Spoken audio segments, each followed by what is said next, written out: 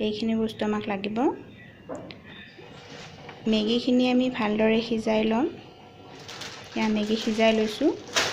তাৰপিছত আমি মেগীৰ লগত বন্ধাকবি, গাজৰ, পিঁয়াজ, ধনিয়া এইবোৰ চব এড কৰিম। জ্বলা চব এড কৰি ল'ম। তাৰপিছত আমি ইয়াত বেচন দিম। বেচন দি পেলাই গোটেইখিনি ভালদৰে মিহলি কৰি ল'ব। গোটেইখিনি মিহলি কৰি লৈছোঁ। এয়া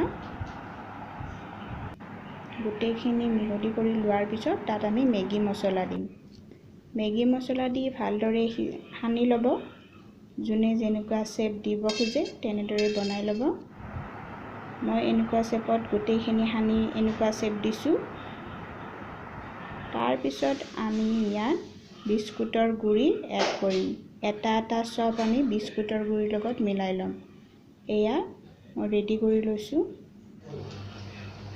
তাৰপিছত আমি তেলত ভালদৰে ভাজিম। এয়া আমাৰ মেগীৰ চপ তৈয়াৰ হৈ গ'ল। দালিৰ বাবে লাগিব আম। আমৰ বাকলি আমি গুচাই লৈছোঁ। এয়া আমৰ বাকলি আমি ভালদৰে গুচাই লৈছোঁ আৰু ছাইডৰ আমখিনি মই আচাৰৰ বাবে ৰাখিছোঁ। বাকলি থকা আমখিনি গুচাই লৈ পেলাই আমি কেৰাহীত আমখিনি বহাই দিম। বহাই দি প্ৰথমে এনেই লাৰি থাকিব।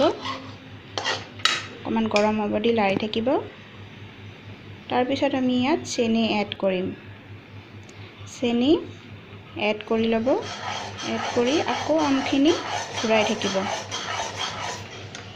এনেদৰে ভালদৰে ঘূৰাই থাকিব। ভালদৰে ঘূৰাই থকাৰ পিছত তাত কিছুমান ডাঠ অংশ থাকে, সেইবোৰ পেলাই দিব। এয়া আমাৰ আমৰ জেলি তৈয়াৰ হৈ গ'ল।